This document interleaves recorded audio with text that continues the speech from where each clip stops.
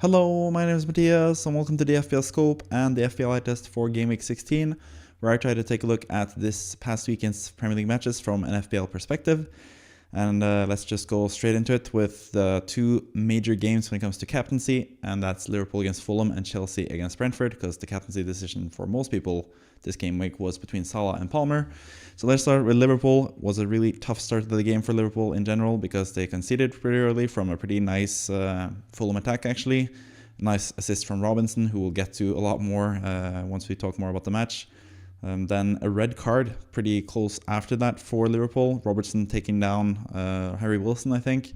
And then even though the chance actually got finished by Raul Jimenez for Fulham, the referee took back like the challenge and went back and awarded a free kick, and then a red card for Robertson. And I don't know, I've looked through the rules and stuff, and it seems like it is kind of harsh because it is like denial of goal scoring opportunity for the player in question. So it's not for the team, it's for the player. And I think Harry Wilson, with the touch that he got on the ball, I think maybe Van Dijk would have been there to cover him, but I don't know. It was a pretty difficult decision to see properly. So I think just sticking with what the referee did was probably the right decision in the end. But Robertson just showing he's off the pace. He also mistouched the ball as well before Wilson got to it, which was really bad. So I think it just proves that Robertson is kind of past it. Liverpool need to move on from him, and I think they actually have a really nice standout, the replacement basically ready-made at Fulham potentially if they want to, either in January or in the summer, because Anthony Robinson is the real deal, and he showed that this game as well.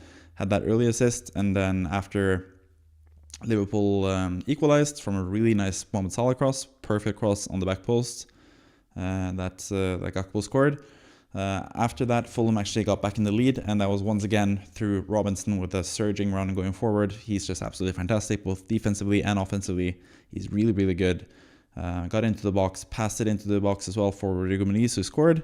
It's a bit of an iffy type of goal, but I think Robinson got the assist in the end, if I'm not mistaken. I think he had 2 assists in the game and then conceded twice. So yeah, once again, Robinson just proving his worth, and especially against Leicester teams where they're expected to keep clean sheets as well, he's going to get a lot of bonus points on top of all the other points that he'll get from clean sheets and potentially some assists as well. So Robinson is looking really good, both as a Premier League player and as an FPL asset. I've been a huge fan of Robinson for a long time. I had him from the start of the season as well.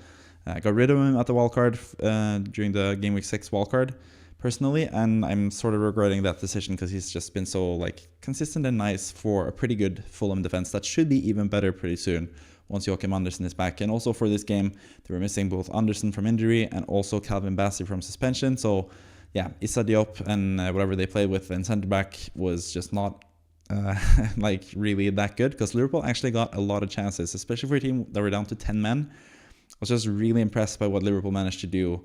They just basically kept to the same game plan. They sort of made Gravenberch more like a defensive type of player, like a defender-ish role.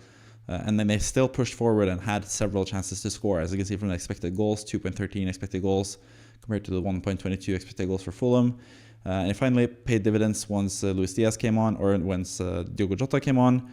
Got a nice pass from Darwin Núñez and scored in typical Jota fashion. So Jota is back, he's back healthy, and I think he's going to be a pretty good option in FPL pretty soon. He usually has like really nice patches of FPL points, and I think that could be coming pretty soon once Liverpool get even easier matches from Game Week 18 onwards. I think they have Leicester, so Jota is definitely someone to pay attention to. Also Salah, he only ended up with 1 assist. He had several other nice chances where he had the ball in the box, didn't really get to shoot properly or pass properly sometimes, but he was in great positions as always. That's what we come to expect from Salah. He's always dangerous, even with 10 men against a pretty good defensive side in Fulham. He was still looking really dangerous, and I think captaining him was the right decision this week, as we'll get to with Palmer pretty soon. So yeah, Salah for me, he's just going to be my auto captain from now on. I think he's just that good. He can get points against anyone, and yeah, he's just a fantastic player, and got 1 assist, didn't get any bonus, but close to getting like a goal, potentially, like some of the chances or like the balls that he had in the box at least.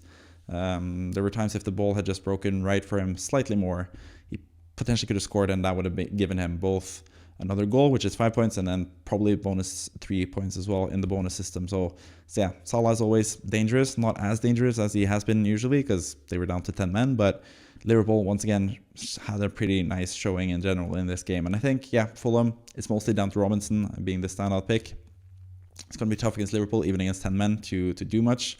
And they were also sort of defending a lead most of the game, so they're going to be more defensively minded there than they would have been if they were down 2-0, for example, and tried to chase something. So yeah, I think Jimenez is still a decent option, but we still also have to think about him potentially as a rotation risk, because Rodrigo Muniz came on and scored, and I think Rodrigo Muniz has a lot higher potential than what he's shown so far this season. Last season he was really good.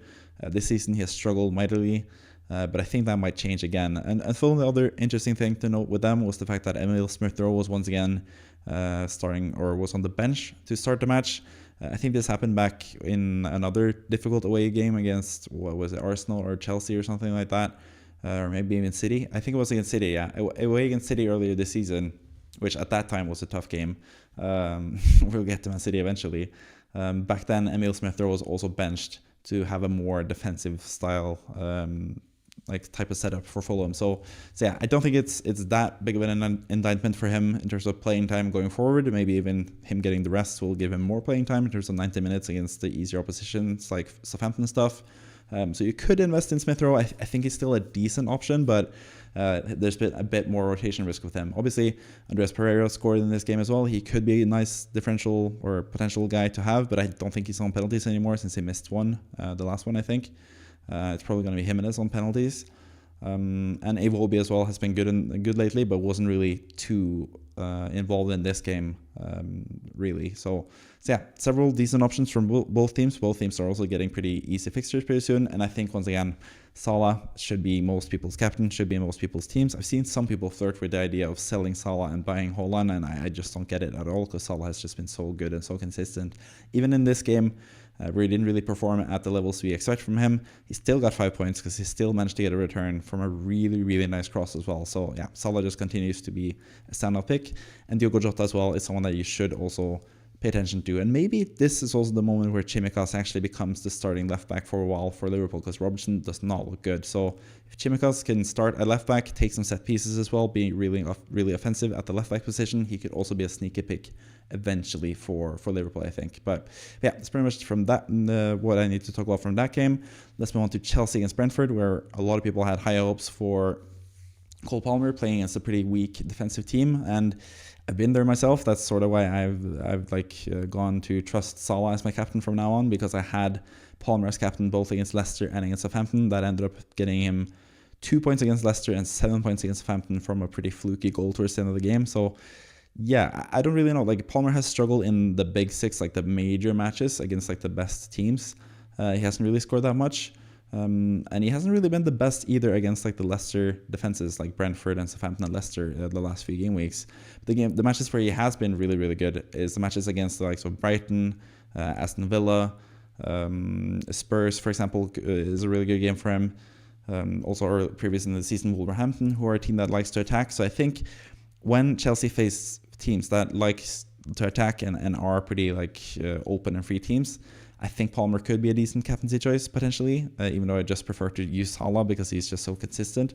But I think against the Brentford are usually quite open and stuff, but I think now away from home it seems like Brentford has taken a more defensive approach because they've been so bad defensively.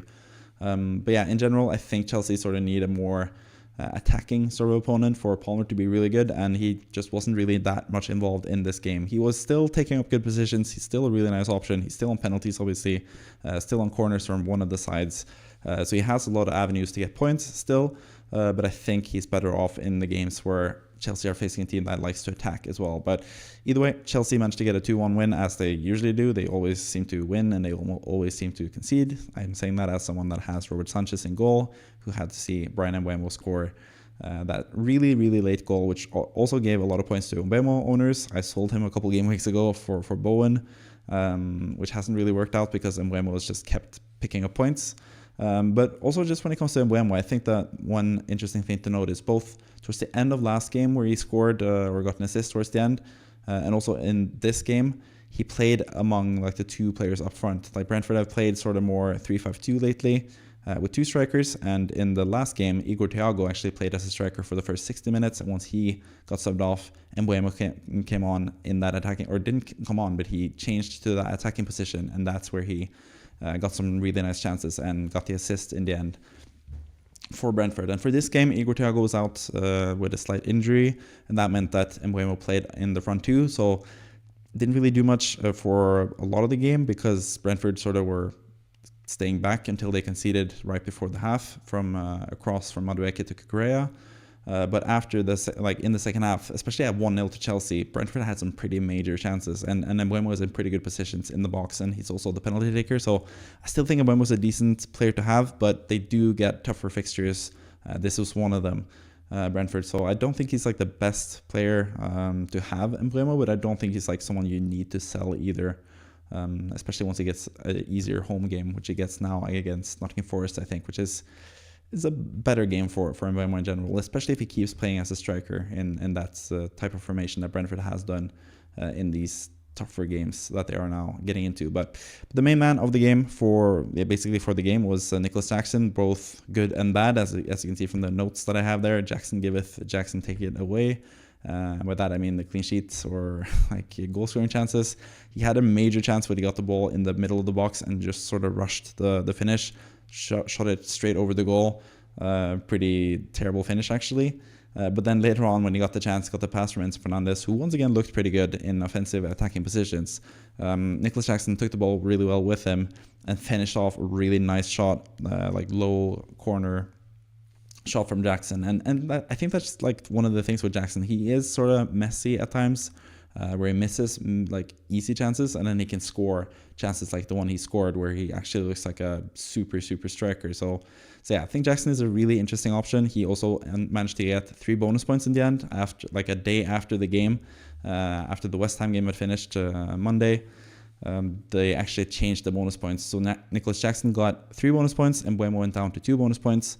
And I think Madueke and actually Palmer shared 1 bonus point. And that's the thing with Palmer as well. He keeps getting bonus points when he doesn't do anything, which is also a nice thing to have, I guess. So yeah, that's another plus for him, and made the difference between him and Salah just 2 points this game week, which is not that much. So yeah, captaincy decision in the end didn't really matter that much. Salah, I think could have had a lot more potentially. I think he was sort of more screwed by the circumstances than what Palmer was. But also, imagine if Chelsea score after like 10 minutes and Brentford have to be a more open side early on, then that could open up the game completely, and it could be like a 4-2 type of affair as well. So yeah, it's just, when it comes to like single captaincy choices, I think it's just down to luck and game state and stuff like that at some points. So yeah, tough decision when it comes to captaincy, but in the end, it didn't really matter that much unless you went kind of differential, which we'll get to when we come to the Newcastle game eventually. But yeah, Chelsea continue to look good, especially offensively. They're creating so many chances in general. 2.23 XG as well in this game.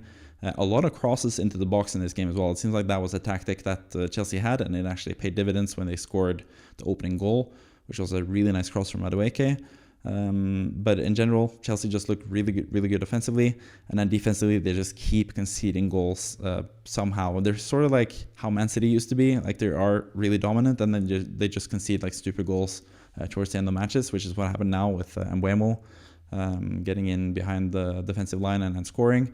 I saw Robert Sanchez was really upset because he had some really outstanding saves previously in the match, and Kevin Shaw as well had a really huge chance for Brentford. I think Brentford had really good chances to score, especially at 1-0 to Chelsea.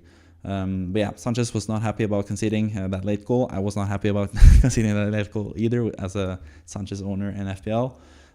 So that's just the thing with Chelsea. I don't really get the hype around Levi Colwill. I like looking at his points so far this season. I think he has like 35 points, even though Chelsea keep winning every single game. So, and he doesn't have much attacking threat. So I don't really get that the appeal of Colwill, especially as someone that has had Robert Sanchez this whole season. I don't think Chelsea defense is really what you need to invest in, but they do have really easy matches. They are a really good team. That was the thought process I had, at least when I selected Robert Sanchez as my goalkeeper in Game Week 6. But since then, he's been like the 15th best goalkeeper in the league, so in FPL. So yeah, I don't know. There's just something about Chelsea defense that doesn't really give me much hope in the future for them keeping clean sheets, even though they are the better team in most matches. So yeah, that was that game between Chelsea and Brentford. Let's move on to a couple more games. I've highlighted a couple games here. The first two were sort of like the captaincy decisions. These next two are sort of more derby type of matches. First, starting with the Manchester derby, which was a really fun, interesting match. Also, I do, if you don't know already, I do work as a sports journalist on top of being a content creator. And I actually was covering this game between Man City and Man United. And I was about to write like the full like thing and hand it over to the editor to publish at full time. And then Amad Diallo started happening towards the end of the match, and Man United scored twice. At the very end, I managed to get the win in this game, and it was fully deserved as well. You can see from the expected goals, which obviously is tilted a bit when it comes to Bruno Fernandes getting the penalty and stuff. But Man United were just across the board the better team in this match, and I think they were deserved winners as well. And I think Amad Diallo really deserved this moment. He's come a long way. Like he's gone through a lot of different things since coming over from Atalanta way back in the day. Gone on loan several times, hasn't really been used at Man United, but now he's finally getting his time to shine in the sun with Ruben Amorim coming in as manager. Also helps for both Amad Diallo and Fernandes as FPL options. The fact that Mason Mount once again got injured, sadly. Mason Mount is just, can't really get things going, it seems like. He just keeps getting injured. But when it comes to FPL, I think that's a really good sign for Amad Diallo and Fernandes, because they do play in those two attacking positions behind the striker when Mount is out. And also before this game, Rashford and Garnacho were not even in the squad, which is interesting to say the least when it comes to their availability going forward. So I think Amad Diallo is a really huge standout player. But first, going through the match, opening of the match, Man City sort of were more in control of the match as well. It seemed like a proper, normal Manchester derby between City and United, where City are the favorites and take advantage of it. They were kind of lucky to get the opening goal, because the cross was deflected off of Diallo, who was involved in everything basically this game. He had another big chance in the first half as well, Diallo, where he missed it on the outside of the post. But yeah, City take the lead through Guardiola, of course. He just keeps scoring every single game week, ever since I sold him in game week 6. And yeah, he was just at the right place at the right time from a really luckily deflected cross from De Bruyne. And he was there to header it home really nicely. I'm not quite sure if De Bruyne actually, I haven't checked that again, if he got the assist or not. But if he did get the assist for that, it is kind of crazy. But there's been a lot of crazy assists in this game week, which we'll get to eventually as well. But yeah, Guardiola, right place at the right time, scored the goal, which seemed to be the winning goal for a long time. Man United even had a couple of chances in the second half. Diallo had a header. That was a really nice save from Ederson. And then Bruno Fernandes had a huge chance for Højlund, passed it through to him really, really nicely. Fernandes comes through one-on-one with the goalkeeper, chips him, but it goes just wide. So yeah, Bruno Fernandes is looking really good in that offensive position once Mount got injured. Kobe Mino came in, and Fernandes was moved from like the back to like the two defensive-minded midfielders to the more attacking-minded midfielder role under Amorim's system, and he really thrives in that position and has just been a fantastic player in FPL ever since Erik ten Hag got sacked from Man United. Bruno Fernandes has been unleashed, and we know how good he has been in the past. We know he has good underlying stats. He plays pretty much every single game, 70 plus, or if not 90 minutes most games. So he just seems like another really good asset to have. And luckily for me, I brought him in like game week 11 when he played Leicester and got 17 points. And since then, he's just been absolutely fantastic. I think he's the highest, or the second highest scoring midfielder in the game since then, obviously behind Salah, but even above Palmer since game week 11. So yeah, Fernandes is also looking really, really good, even though he is a bit expensive. But yeah, whether you want to go with Amad Diallo or Fernandes, I think they are both really, really good shouts. But yeah, the first goal for Man United was Amad Diallo getting a pass from Matheus Nunes from Man City, and Matheus Nunes making matters worse, just going straight into Amad Diallo like a clear penalty. Really silly decision from Nunes, who surely can't be at Man City for too long now. He's really, really struggling, and I think Man City's just recruitment in general has just been terrible. We'll get to Man City eventually. But yeah, Diallo won the penalty. Fernandes stepped up to take it. He was secure and scored quite easily. And then Amad Diallo just pretty closely after that got a really nice through ball from Licha Martinez, the centre back for Man United, who also played really well. The centre backs for Man United really did a number on Haaland, who wasn't really anywhere close to scoring in this game. But Martinez passed the ball up to Diallo, who took a fantastic touch past the goalkeeper and scored from a tight angle. So yeah, Diallo just proved his worth, kissed the badge, as you can see there in the picture, and was the new hero for Man United. He had another, I think it was against Liverpool in the Cup or something last season, where he scored like the winning goal towards the end of the match. So he is like a fan favorite now at Man United, and for good reason. There's a lot of reasons to basically root for him. And there's also plenty of reasons to bring him in FPL as well. I think for that price that he is at around 5 million, which is absolutely fantastic value, especially if he keeps playing at this like attacking midfielder role. Even if he plays as like the winger sort of role, he's going to be a decent asset for that price. But especially if he plays in that attacking midfielder role, which he really did well in this game. He was the standout player by far in the whole game. If he continues playing there, he's going to be a fantastic asset that you should have. So yeah, he's someone definitely to pay attention to. When it comes to Man City, just another really disappointing performance from them. They have 1 win in the last 11 matches, and I think only 2 draws from those 11 matches as well. So that's 8 losses, 2 draws, and 1 win in the last 11 matches across all competitions. That's just absolutely horrible. And there's something clearly wrong with Man City as I'm writing there.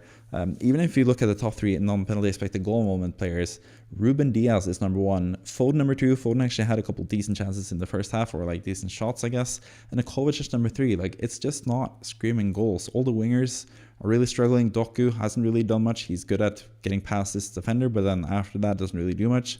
Savinho, after like a really nice start where he looked like Mahrez and looked really good, has sort of just crumbled a bit, hasn't really made his mark the last few games. Phil Foden is just a shell of himself, hasn't really done much this season at all. 0 goals so far, looking really bad. Haaland is secluded up front and doesn't really do much. Bernardo Silva is sort of getting closer to the end stages of his career as well, or like as his Man City career at least. He's not that old actually, but he is also sort of like looking like he wants to just move on to a different club. He's been linked with Barcelona for a long time. Speaking of Barcelona, Ilkay Gundogan as well was at Barcelona last season, and even then, as someone that watches Barcelona quite regularly, he wasn't quite up to the old standard of Gundogan, especially when it comes to scoring goals and stuff. And this season, he's just been atrocious. It's been really, really bad, Gundogan. So Man City really needs something new. I don't know what it is. Obviously, I don't think they should sack their manager. I think Pep Guardiola is absolutely fantastic, but he has to sort out some issues now. They can't just keep doing the same thing over and over again. They were without Rico Lewis this game, and he was sort of missing. Like, they can really handle possession as much as they usually do with Rico Lewis, or since Rodri went out without Rodri. But especially with Rodri out, they need Rico Lewis in the midfield there to sort of balance everything out. And they're also lacking centre backs, obviously. Stones is out, Akanji is out, Ake is out. That's going to be a big miss for them, but at the same time, they have enough talent, especially defensively, to sort that thing out. And especially Guardiola, as such a good tactical manager, he should really do something about the whole team in general. But yeah, I think they're going to spend quite big in January. I'm not sure exactly where to spend. They do have they have De Bruyne, they have Foden, they have Haaland, like they have more than enough attacking talent. They have Bernardo Silva, who's been fantastic for a long time. Savinho has proven back in the La Liga last season, and also at the start of this season, that he has something in him as well. Grealish barely gets a mention, barely gets playing time as well. £100 million back in the day. Seems like quite a lot this time around, or far too much at this point. So yeah, they just need to sort something out there, City, and I'm not sure when it's going to happen, but yeah, they better start soon, because they do have some pretty nice fixtures now, and maybe they'll need that to get back on track, because right now nothing is working basically for Man City. But all smiles for Man United. Congratulations, Man United fans. What a way to win the game as well. Both goals, a penalty, and like a pretty clear, like nothing funky about the goal. No potential VAR decision there. Must be the greatest feeling in the world to get 2 goals in a row where you can fully celebrate without having to worry about anything, and then getting the win against Man City. So congratulations to any Man United fan. And for the one Man City fan that exists, I'm sorry about the result, but yeah, you're probably not watching this video anyway, so who cares? But let's move on to Brighton against Crystal Palace, another derby, if you can call it that, because there are 2 teams that are quite far apart from each other. But there is some sort of rivalry anyway between Brighton and Crystal Palace for some reason. And in this game, where a lot of people expected Brighton at home to take care of Crystal Palace, It actually went the other way, and Crystal Palace beat them 3-1. And Ismaila Sarr is someone that I really want to highlight in both this game and in general the last few game weeks. His underlying stats are really, really, really good. So I was one of the managers, like FPL managers, that was thinking maybe I should get Eze in from Game Week 19 onwards when Crystal Palace's fixtures are really, really good. But now I'm actually looking way more at Ismaila Sarr, who's like $1 million cheaper. He is not on penalties, obviously, which is a downside. But at the same time, he's been so involved. He has a lot of shots in the box, a lot of chances created. He's really involved in attacking play. This time around, he was a bit lucky with at least like the header that he had. The second goal was actually really nice from him, where he headed the ball through him to himself as well and scored. Had another pretty decent chance as well, Sarr. So yeah, he just looks really lively in general. The goals in this game, a lot of them, apart from the one where he got through on his own, were kind of a bit random. But like sort of like things had to break right. The first goal was Chalobah in the box. The ball just bounced into the box and Chalobah was at the right place at the right time and scored. Sarr, the second goal was a cross that was sort of deflected again and went to the back post, where Sarr was just, he timed his run perfectly, I guess, and saw where the ball was coming and had an easy chance to score. And then the Brighton goal as well to delete the clean sheet for Palace, which hurt for anyone that had Crystal Palace defenders. That was just like one of the ugliest goals I've seen of all time. A corner that just ends up in the box. Palace tried to clear it and just cleared it into themselves with, I think it was Lacroix clearing it into Guehi, who scored an own goal there. So yeah, I don't really think the game had too many, like it had a couple of big chances towards the end for Crystal Palace when they got through, and Brighton were just sort of like pumping everything up in the pitch to try to get some goals and try to equalize, I guess, or at least like make it closer.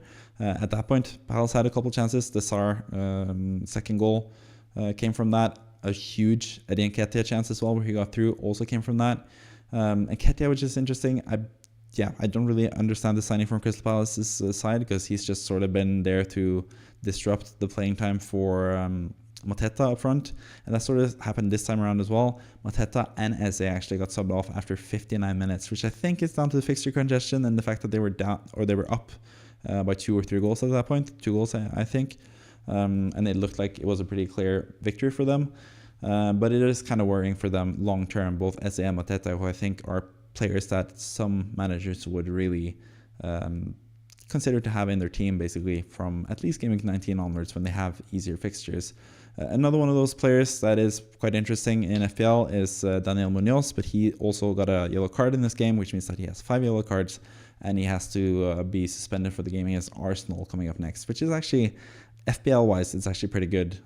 Also, if you have Arsenal attackers, that could actually be a downside, because Munoz is pretty offensively minded, so maybe they are more defensively minded without Munoz, but at least for Arsenal defenders, that should be good, because Munoz is a really lethal attacker in terms of going forward as a fullback, wingback, and getting into the goals and assists potentially for Palace. So yeah, he is someone that you can't really consider straight away unless you want to bench him for 1 game week and then get him back playing after that.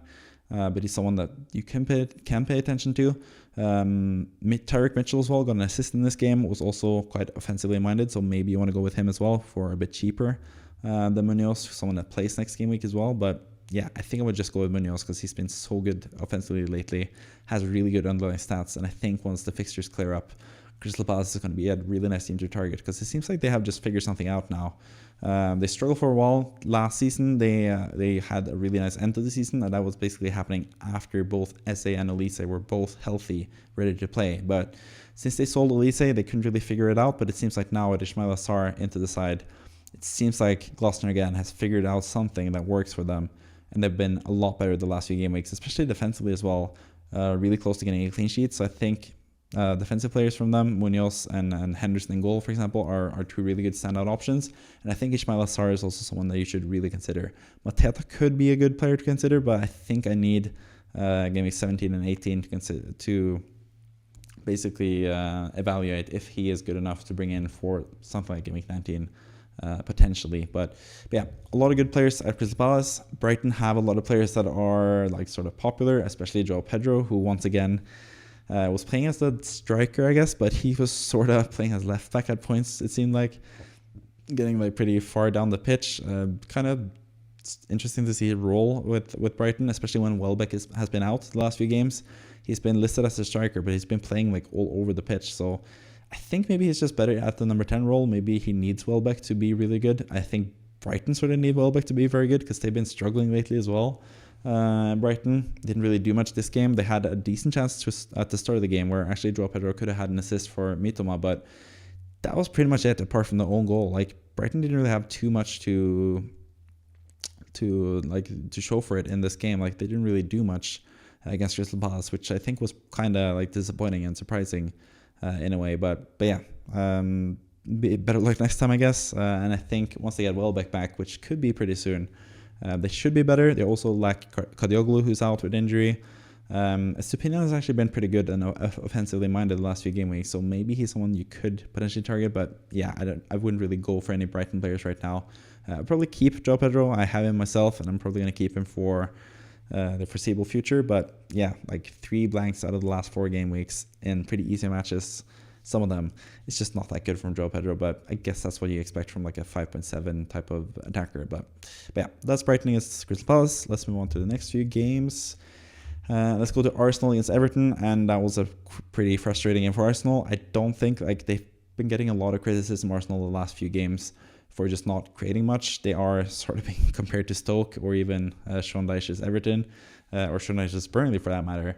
Being a team that can't really produce anything from open play, and then they score from set pieces when that happens, but sometimes that doesn't happen, like against a really good defensive set piece team like Everton.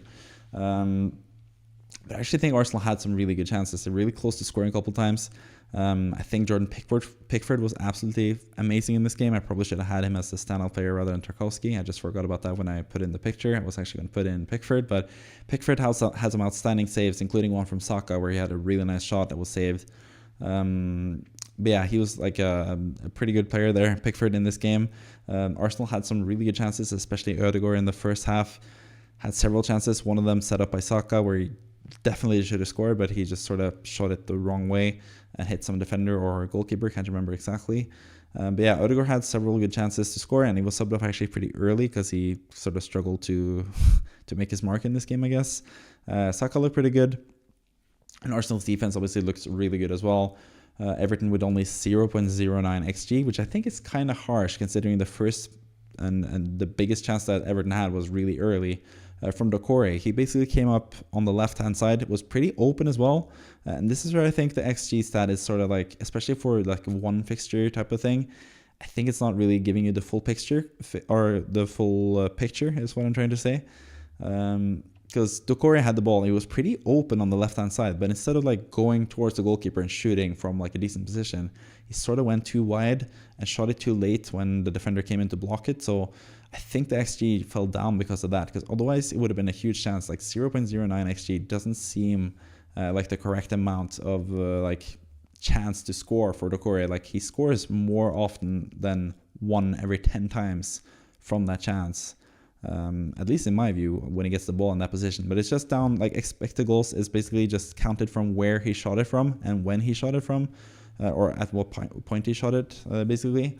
And that sort of doesn't give you the full picture sometimes. So I think the XG is sort of lying there when it comes to the Doucouré chance. But apart from that, Everton didn't really have much to offer offensively, but they had more than enough defensively to sort of make sure that Arsenal didn't get any points, which, again, Everton have been sort of a bogey team for Arsenal the last few seasons. I think they beat them like 2 seasons ago when Arsenal sort of collapsed towards the end of the season.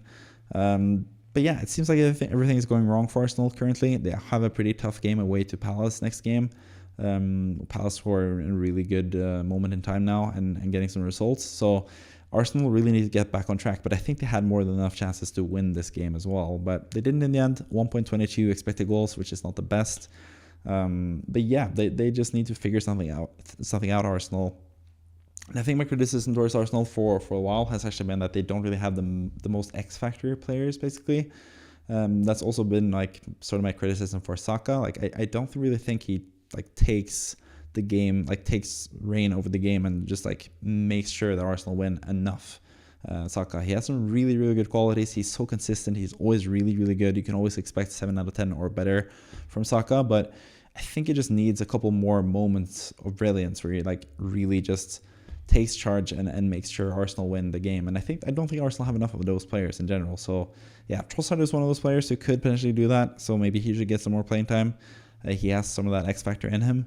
But apart from that, I think they might need to sign someone potentially to score those goals and be that creative type of player. But yeah, they're struggling to score goals lately, Arsenal, which is kind of interesting because like 2 or 3 games ago, people were praising how much like they scored freely every single game, both from set pieces and from open play. But now it seems like it's mostly set pieces. But huge plus for anyone that has or had Gabriel in their defense and started him, because he was back this game week. He got 3 bonus points, as he usually does when Arsenal keep a clean sheet, especially in a 0-0 game. So 9 points from him. Personally, I brought in Timber to go alongside him. He got 6 points because Arsenal kept a clean sheet. Didn't really expect Everton to score in this game, and I was right, even though the Corey had that big chance at the start of the game. So yeah, FPL-wise, pretty good to have Arsenal defenders lately. They've been really good defensively, but offensively, they are really lacking Arsenal in general. So yeah, they have to figure something out, but they do get a tough test against Crystal Palace away next time around, who didn't really concede too many chances against Brighton. So yeah, we'll see what happens with Arsenal. Moving on to Newcastle against Leicester, and I did mention how you could have had a differential captain who could have worked, and that was Alexander Isak. He was sort of like the 3rd favorite captaincy choice among FPL managers this past game week. And for good reason, because he was absolutely amazing and dominant in this game against Leicester. He had a really big chance that he fluffed, but he sort of did well to get the ball and get that chance in the first place. But he was everywhere. Like, he got the ball with him, had several assist opportunities, had several chances to score as well. He actually scored a goal and got an assist. On top of all that, got 11 points in the end, but that should have been a lot more for Isak. But another big story from Newcastle is Lewis Hall, who got 2 assists. One of them, again, I think was kind of dubious, the fact that he crossed it into the box and then the ball clearly deflected like quite significantly and altered direction and ended up with Isak. But as an Isak owner, I'm just happy to see him score a goal. And anyone that had Hall, they got a Hall themselves, 15 points, which was absolutely amazing. 2 assists as well. The other one can't be denied. He headed it in for Bruno Guimaraes to score. So yeah, Hall looked really good, really offensively minded, and kept a clean sheet, obviously. 0.19 expected goals conceded for Newcastle, which is absolutely nothing. Leicester basically had nothing, and yeah, the one highlight that I have from Leicester is that Danny Ward is back. Mats Hermansson, their really good goalkeeper, who had a really nice save in the first half, by the way, he had to be subbed off at the half, and Danny Ward, the old FPL legend, came in and conceded like 3 goals in the after that for Leicester. So yeah, that's something to take note of. I think Leicester is a really easy team to target still. I haven't really been that impressed with them under Van Nistelrooy either. I just think their squad in general is just not good enough, which is something we'll get to with another team that has sacked their manager recently. And I'm not even talking about Wolves, which is the next team that I'm going to talk about. But yeah, Leicester definitely a team to target. Newcastle at home should still be something to take note of, even though they lost against West Ham at home not too long ago. They are a bit inconsistent, Newcastle, but at their best, especially Isak, now that he's in the form that he is in right now, he's just absolutely fantastic and someone that is to be reckoned with. So yeah, Isak definitely the major standout from this game, but Hall as well with his 15 points, absolutely amazing. Another really good defensive option to have if you need to sell someone like Ait-Nouri, for example, which will get you now, because Wolves against Ipswich, yeah, that was not the best showing for Wolverhampton in general. They probably should have won the game. Really, at 1-1, they had several chances to score. Cunha even had a good chance. Strand Larsen missed 2 pretty good chances, one of them assisted by Ait-Nouri, but Ait-Nouri got a yellow card earlier in the game. And then they lost 2-1, and then after the final whistle, basically, Ait-Nouri managed to get a yellow card, and a second one, so he is suspended. He was already suspended because he had 5 yellow cards, but then he got a second yellow card, which meant that he got a red card. So now he's suspended for next game, and then he's still just 1 yellow card away from another suspension after that. So yeah, just completely lost his head, Ait-Nouri, and even more so with Matthias Cunha, who elbowed like a staff member from Ipswich in the back of the head and then snatched his glasses away afterwards. So we're still expecting, it might be out already by the time we're watching this video, but we're expecting potentially a ban for Cunha, which is going to be really bad considering they're facing Leicester, which would be a really nice fixture to have Cunha in. But my hope is that the actual decision to ban Cunha is going to drag on for a bit, and then they're going to be able to appeal the decision, and then maybe hopefully he'll get to play Leicester before he gets a ban at some point, because he does deserve like a pretty major ban, Cunha. But I've seen in the past that players could play couple matches and then get banned afterwards because the appeal process and stuff takes some time. So that's some of my hopes, I guess, as a Cunha owner myself. I haven't really been disappointed with Cunha as a manager in FPL, even though he has been sort of down lately. But he did actually score in this game as well. A really nice, well-taken goal after Geddes passed it to him. Tight angle, but he managed to score anyway, Cunha. So that was nice to see as someone that has him. But Ipswich took the lead. Pretty lucky goal where they shot it towards the target and then it just bounced like a pinball and went into the goal, meaning an own goal from Wolverhampton. But Ipswich actually had a couple of decent chances to start the game as well. Liam Delap was once again brilliant. I think he is fantastic. He has gotten a lot of praise this season and for good reason. He was really good. Created a big chance early on in the game. But yeah, Ipswich had several good chances to score. Took the lead, deservedly so, I think. Wolves sort of fought back into the game, got the 1-1 goal, and then were pushing to score the final goal and get 2-1 win across the line for Wolves. But then at the end, instead, it was Ipswich with the corner that was headed in. And that was it for Ipswich, winning 2-1 away to Wolverhampton. And naturally, after that, with a manager that was already under pressure in Gary O'Neill, he had to be sacked afterwards. And yeah, he's out. Especially, I think, like, losing is one thing, but losing their heads after the game against West Ham, firstly, when Lamina lost his head and sort of had a fight with Bowen, and now with Aït-Nouri and Cunha just losing their heads as well, just doesn't bode well for Wolves in general. I get Gary O'Neill why he is kind of upset. He had the Bournemouth job, did really well there and got sacked, which I think has ended up being a good decision from Bournemouth because Iraola has been fantastic as their manager. And then he went to Wolves, and Wolves have gotten like everything against them when it comes to referee decisions, bad luck. Like there's been the fixtures like the schedule so far this season, at the start of the season, when they had so many tough matches in a row to start the season, that wasn't good at all. So I think he's sort of been screwed, and I think that sort of has gone to his head a bit, and he's made excuses and sort of hasn't really been accountable for much, both him and Wolves. So they're sort of in a free fall, but I think they're getting Vitor Pereira most likely as their new manager.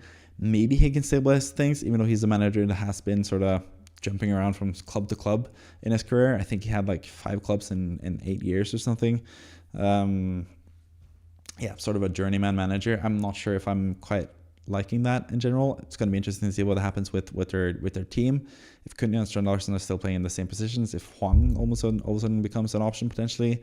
What happens with their fullbacks? Does Aït-Nouri still play offensively minded? Like, there's a lot of question marks with Wolves, and also with the matches that they get that are really tough after the Leicester match, and considering they are without Aït-Nouri especially, and potentially Cunha as well against Leicester, there's just all reasons in the world to stay away from Wolves assets and potentially sell them as well. I think if you have Strand Larsen still, I think he's going to be a good player to have against Leicester, so keep him for that game. But afterwards, when they play Man United and a bunch of other tough teams, I think it's time to sell, basically. So yeah, that's the game between Wolves and Ipswich. Let's move on to another match which ended in a manager getting sacked, and that was Southampton against Spurs. Spurs just basically ran over Southampton easily, which has happened quite a few times in the past. I should have known when I made my free hit team that I was to include Son. I think I've just been burned by Spurs so many times now against Leicester teams that I didn't really expect them to destroy Southampton, but at their best, Spurs are really, really good, and they showed that in this game, especially Maddison calling all the shots, even his own assists, it seemed like, for a little bit after the game week had ended. We'll get to that later, but Maddison was absolutely fantastic in this game, scored 2 goals, had 1 assist, he claimed at least, even though I think he did it jokingly. But yeah, Maddison was fantastic, especially the second goal, like the finish was brilliant, beautiful. Son was amazing, as he is usually against Southampton. Spurs just basically ran over Southampton in general by like any measure. And yeah, I think Southampton, Russell Martin, it sort of makes sense that they sack him because they have been the worst team in the Premier League by far so far this season. But I don't know. I just think Russell Martin and Southampton, they had better talent than what they were facing in the Championship. So when they played the same playing style with Russell Martin, that really, really worked. In the Championship, that is really nice and dandy. But when you come to the Premier League and you have lesser players than every other team, it's going to be a struggle. Basically, like, especially when they try to play out from the back, and they've had several like really bad decisions, really bad goals conceded. So yeah, playing this style is going to be a big struggle in the Premier League, but I think with the squad that they have, they're still going to struggle. I almost said suck there, but they're still going to be pretty bad. So I think even like regardless of who they bring in, I think it's like Roll from Sheffield Wednesday that's rumored to be the new manager there. I think, and they've also conceded a bunch of goals the last few seasons. He's more of an attacking type of manager, but I think Southampton will still be a team to target. I don't think really the new manager bounce is going to happen too much for them. I think their squad is just too bad, and I think this is not the final game where you can target the Southampton players because yeah, I just think their team is not that good. But Spurs, really, really good. Kulusevski scored as well after a Solanke assist, which I think, by the way, was an assist. There's been some controversy about that as well. But that was a cross for Solanke. He definitely touched the ball and tried to shoot it, and the ball was blocked by the defender. Went to Kulusevski, who scored on an open net. So, yeah, most Spurs players showed up. Obviously, you have to take into account who started and who didn't start. Pedro Porro was benched to start the game, but he actually came on before half an hour has been played. So he managed to get clean sheet points in the end. So lucky for anyone that had him, but unlucky that he didn't start this game because this was a really nice fixture to get a lot of points for Spurs, and they did. But yeah, a lot of different players got points. Maddison, 15 points in the end with 2 goals. He did get an assist by FPL after the West Ham game, added somehow, some way. They didn't announce it on Twitter or anything like that, or X as they call it. But he did get 3 extra points in FPL for a little while there, and then they removed it again. Because Maddison, if you don't know, he tweeted after the game, after the game yesterday, or Sunday it should be for you watching. He tweeted basically at the official FPL like goal notification thing where it said Son goal assist none, and he said like, oh, I was aiming for Son, even though he clearly wasn't, because he was aiming for the middle of the box. Clear, like super clear header from the Southampton defender, extends it far beyond where it was supposed to go, and ends with Son at the back post, and Son scores. So that was clearly not an assist, and even though they gave it for a little while, they actually took it away again. So Maddison ended up with 15 points, which is still really, really good, and he's still a really underrated player when it comes to FPL because he's been getting a lot of points this season, and we know how good he can be. Like at the start of last season, everyone had him. So I think he's a really nice differential pick if you want to go a bit different. But playing time is somewhat of an issue. Spurs have just too many offensive-minded players that they need to play at the same time. So sometimes Maddison gets rested, and yeah, that's just the downside with him, I guess. But yeah, calling all the shots was the main man of this game, and the main reason, or not really the main reason, but like the final straw for Southampton when it comes to their manager. But like I said, I don't really think the manager change will change that much with Southampton, especially if they get Roll from Sheffield Wednesday. They'll still play offensive football, most likely, maybe a bit more, I don't know, traditional football, I guess. But yeah, I think they'll still struggle, and I think Spurs will still be really good from time to time, and this is a huge positive sign for Spurs, who had really struggled to play against these lesser teams. But again, I think Spurs is sort of the same as with Palmer. They need teams that try to play football, that they can exploit and beat, basically, and not play against these like defensive type of sides that manage to get results against them. So yeah, that's that game. Speaking of teams that are good defensively and gets results, we have Nottingham Forest beating Aston Villa, which was a really interesting game.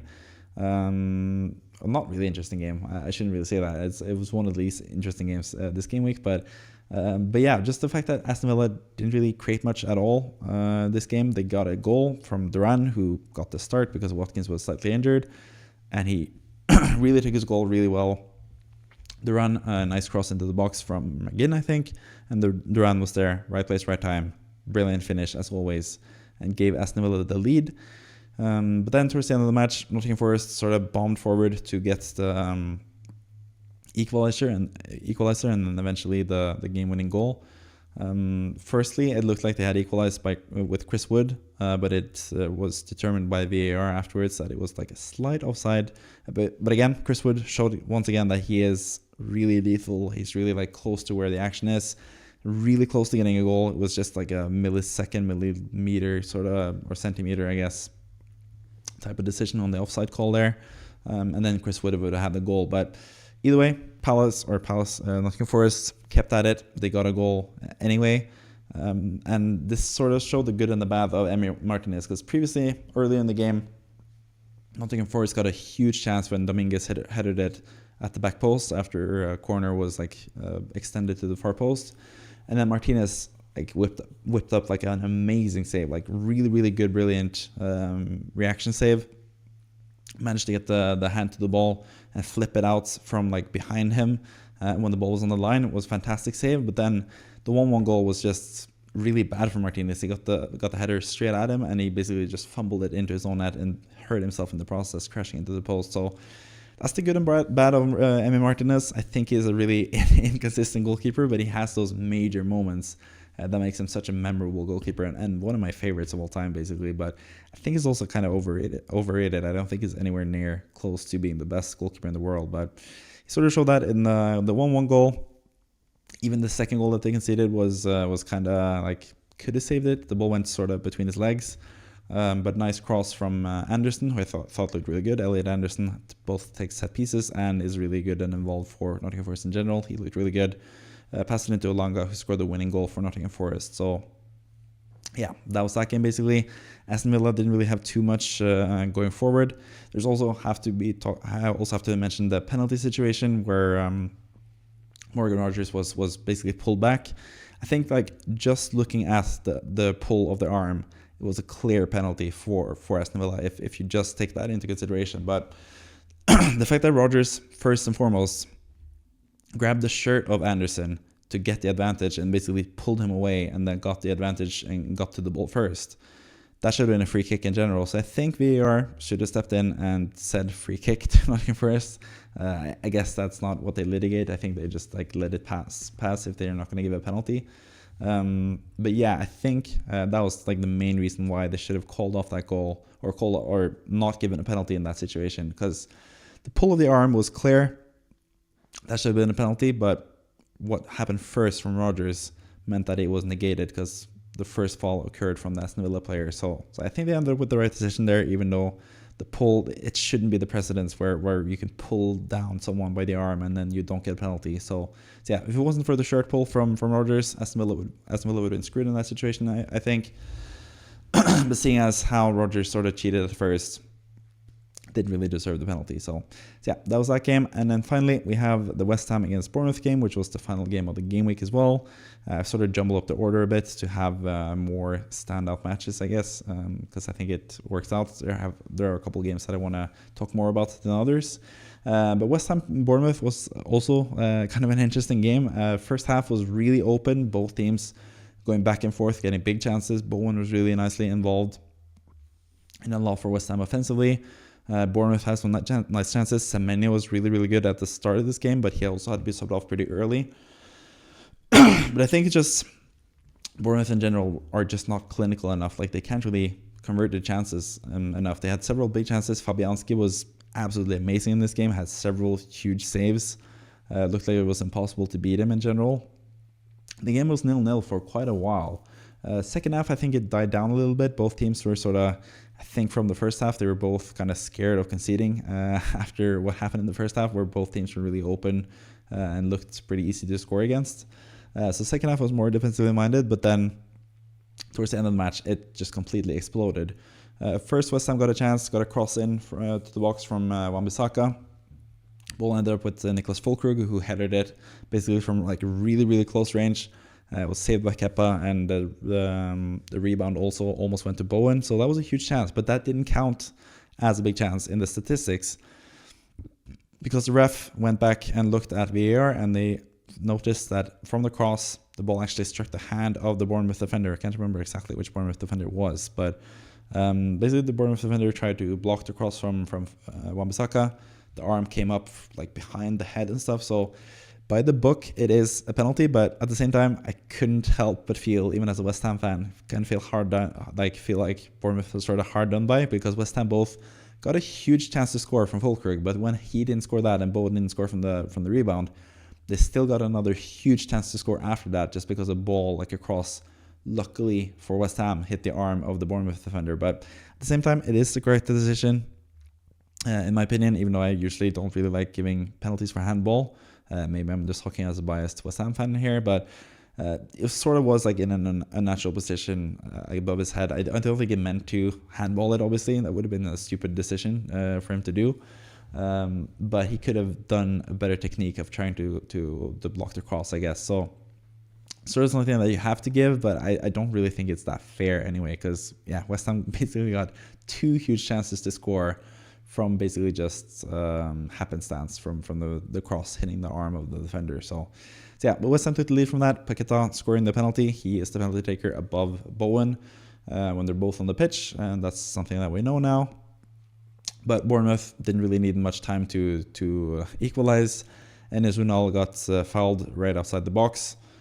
Kind of a cheap foul, I guess, as a West Ham fan. I must say that. But Unal took the free kick himself from pretty far out, and that was just a perfectly hit free kick. Not perfect, but like really powerful free kick. Top bins. Nicely done from Unal, who managed to get 1-1 for Bournemouth there. Several big chances towards the end of the match as well in injury time, but neither team managed to get the win in the end. So yeah, that was all the matches. My voice is also starting to struggle a bit. So yeah, I'm going to end the video here basically, but hope you enjoyed it. It's been a while since I did this FPL test sort of thing. It's kind of tough to do because there's a lot of matches to go through. It's tough for my voice to speak for an hour just straight, just talking as well. So hope you enjoyed it. Hope you can like the video if you want more of this type of content. Comment down below if there's anything I missed or anything you want to say about these types of videos. If you want me to encourage me to do it more, then please do so. And any advice on how to not make my voice sort of struggle after an hour of talking straight away, because yeah, basically need that as well. But anyways, thank you for watching as always. I'll see you next time. Bye bye.